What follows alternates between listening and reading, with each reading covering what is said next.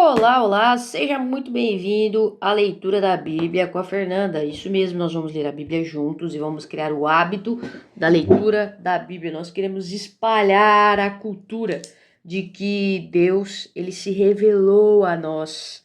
Então nós não precisamos supor quem é Deus. Nós podemos conhecê-lo.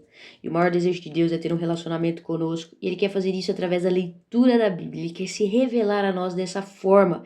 E é por isso que nós vamos fazer, porque Ele sabe muito melhor do que nós aquilo que é bom, tá bom? Então bora lá, pega sua Bíblia, pega seu papel, pega uma caneta aí também. E vamos para a leitura da Bíblia com a Fernanda. Lucas 1. Nós vamos começar com o Evangelho de Lucas, porque é um evangelho muito legal. É um evangelho que eu gosto muito, então eu acho que vai ser mais fácil compartilhar com vocês aquilo que a gente gosta, não é mesmo? E a Bíblia é muito legal, muito divertida, e eu quero passar um pouquinho disso para vocês. Então bora lá. Lucas 1, eu vou ler na versão NVT, tá? Eu tô pelo aplicativo aqui da Bíblia. E vamos lá. Vai começar dizendo assim, ó. Muitos se propuseram a escrever uma narração dos acontecimentos que se cumpriram entre nós. Usaram os relatos que nos foram transmitidos por aqueles que desde o princípio foram testemunhas oculares e servos da palavra. Depois de investigar tudo detalhadamente, desde o início, também decidi escrever-lhe um relato preciso, excelentíssimo Teófilo, para que tenha plena certeza de tudo o que lhe foi ensinado. Quem está escrevendo isso é Lucas, e Lucas deixa claro aqui para que e para quem ele está escrevendo essa carta. Então ele não apenas está querendo dizer ou relatar coisas, mas diferente talvez até um pouco dos outros evangelhos, ele está escrevendo essa carta para Teófilo. Então ele escreve para alguém especificamente. Ele vai dizer para nós que ele investigou detalhadamente desde o início. Então ele está fazendo isso através, sim, da narração de outras pessoas que foram testemunhas, que viram o que aconteceu e servem a palavra, tá? E depois de investigar tudo isso, ele relata para que Teófilo tenha certeza de que aquilo foi ensinado é a verdade. Então a gente já começa com essa convicção de que os relatos aqui, apesar de terem a visão de Lucas, aquilo que foi falado para ele, seu modo de interpretar, porque como a Bíblia é como se alguém estivesse contando uma história, cada um conta de um jeito, carregando os elementos que acha importante, os elementos que ela expressa. E a Bíblia não é diferente, são pessoas escrevendo, mas inspiradas por Deus. Deus deixa isso na sua palavra. Então nós vamos ver aqui na perspectiva de Lucas, através da narração que ele ouviu dos demais, o que está acontecendo. Então nós vamos aí ler a carta que foi enviada a Teófilo. Bora lá. Lucas vai começar aqui para nós da seguinte forma. Quando Herodes era rei da Judéia, um sacerdote chamado Zacarias, que fazia parte do grupo sacerdotal de Abias, sua esposa Isabel também pertencia à linhagem sacerdotal de Arão. Então ele vai dizer para nós que quando Herodes era rei, havia um sacerdote chamado Zacarias que era casado com Isabel. E aí ele vai trazer para nós de qual grupo sacerdotal ele pertence e qual é a linhagem também da sua esposa. E aí ele vai dizer para nós que Zacarias foi ótimo. Zacarias e Isabel eram justos aos olhos de Deus e obedeciam cuidadosamente a todos os mandamentos e estatutos do Senhor. Então, quais são os relatos sobre Zacarias e Isabel? Que eles eram justos aos olhos de Deus e que eles obedeciam cuidadosamente todos os mandamentos e estatutos do Senhor. Isso é algo muito importante. Nós temos aqui pessoas justas e obedientes. Mas aqui continua, não tinham filhos, pois Isabel era estéril e ambos já estavam bem velhos. Eu quero fazer uma pausa rápida aqui para você por causa de uma coisa. Gente, nós estamos interpretando a Bíblia. Aqui está dizendo para nós que Zacarias e Isabel eram justos e obedientes. Mas há algo, Isabel era estéril. Aqui é uma informação preciosa. Eles obedecem à palavra de Deus, eles fazem as coisas para Deus, mas mesmo assim, fazendo tudo certo, isso não quer dizer que vai dar tudo certo na nossa vida. Isso é uma informação importante que a Bíblia já está deixando claro aqui para nós, tá? E isso não afeta o fato de nós servirmos ou não a Deus, porque nós entendemos o que nós já recebemos, nós entendemos o amor de Cristo. Então nós não adoramos a Deus pelas circunstâncias que vêm à frente de nós, mas por tudo que Deus já fez por nós, por tudo que Deus é. E Zacarias e Isabel estão fazendo isso. Eles são velhos, eles não têm filhos, mas eles são justos, eles são obedientes. de entes, tá? Mas algo interessante acontece, então vamos continuar. Certo dia, Zacarias estava servindo diante de Deus no templo, pois seu grupo realizava o trabalho sacerdotal conforme a escola. O sacerdote era aqueles que cuidavam do templo, tá? Depois você pode pesquisar com um pouco mais de detalhes, mas nós vamos continuar aqui a história, tá? Ele foi escolhido por sorteio, como era costume dos sacerdotes. Então, era um costume ser escolhido por sorteio, e Zacarias foi escolhido por sorteio para entrar no santuário do Senhor e queimar incenso. Enquanto o incenso era queimado, uma grande multidão orava do lado de fora. Então, um anjo do Senhor lhe apareceu à direita do altar de incenso.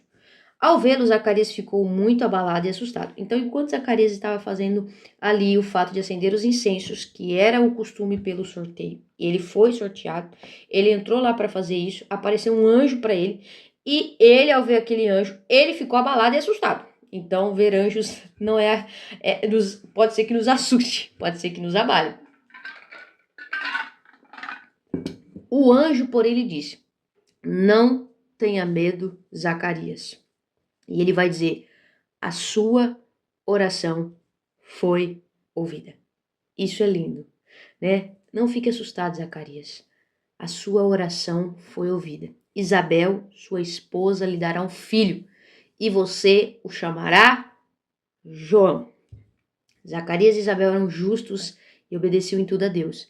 E aí então o Senhor decide ouvir o clamor deles e conceder a eles um filho. Por causa disso, não, a Bíblia não está dizendo que é por causa disso, mas nós vemos aqui o favor de Deus sobre a vida deles, né? O Senhor, apesar de não precisar, né, no seu amor, na sua graça, muitas vezes ele vai ouvir o nosso clamor e ele vai conceder o desejo do nosso coração.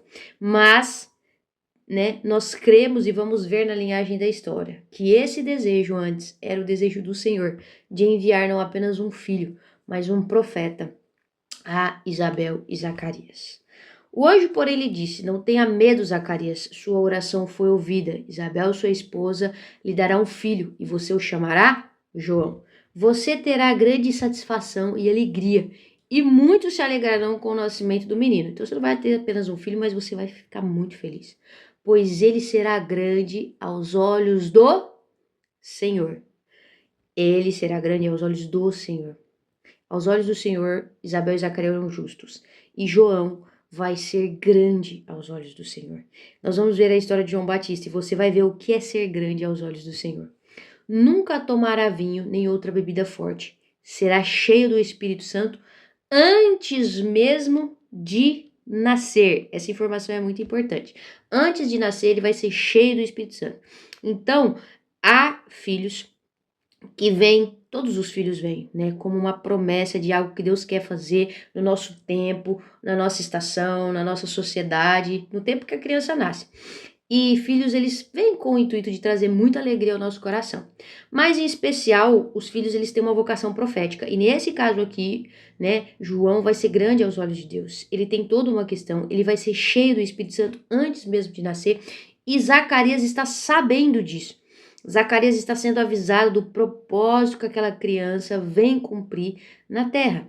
Fará muitos israelitas voltarem ao Senhor, o seu Deus. Então, um dos propósitos dele é fazer os israelitas voltarem ao Senhor, o seu Deus.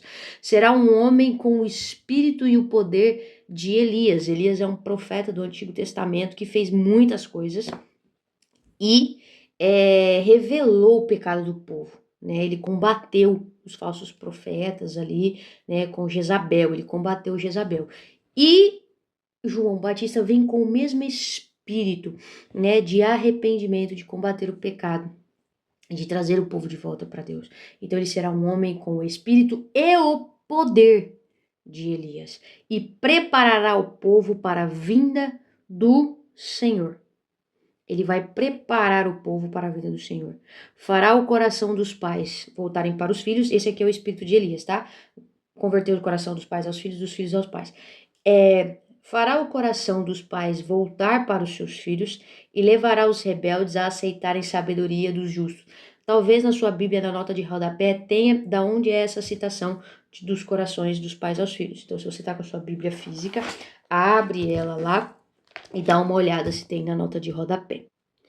Pausei aqui porque eu fui procurar. Na minha nota de rodapé está referindo, essa referência está em Malaquias 4, versículo 5, que é o último versículo de Malaquias, que é o último versículo antes do Novo Testamento. E isso é incrível, porque lá no Antigo Testamento já traz isso que vai acontecer no Novo. Vai dizer assim, ó.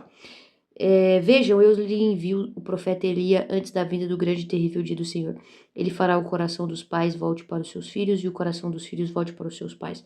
Do contrário, eu virei e castigarei a terra com maldição.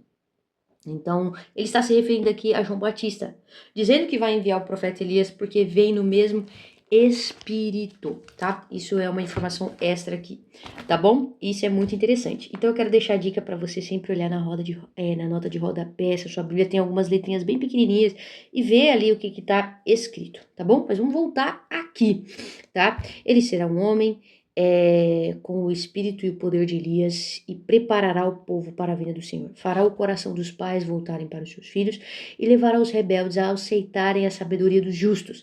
Fará o coração dos pais voltarem para os seus filhos e levará os rebeldes a aceitar a sabedoria dos justos. Quem é os justos?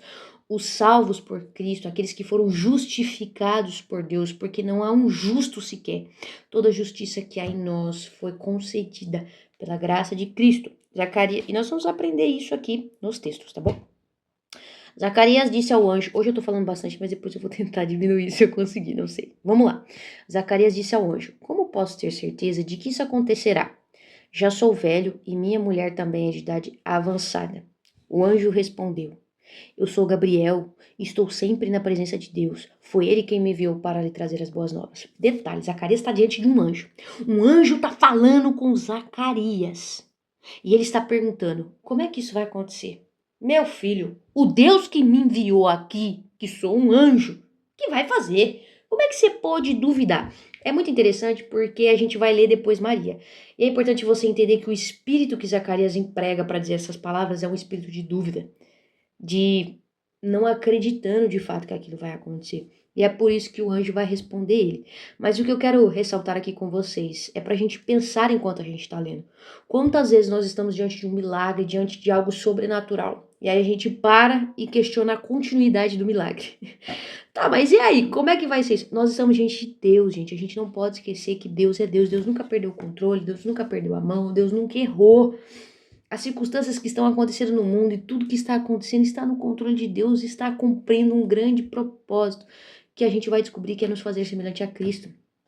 Ok? Então eu quero que você reflita. Meu, Zacarias está duvidando conversando com o anjo. Quantas vezes nós não estamos fazendo isso? Então a Bíblia é importante para a gente olhar para nós e aprendermos, tá bom? Então enquanto você está lendo, vai pensando na sua vida.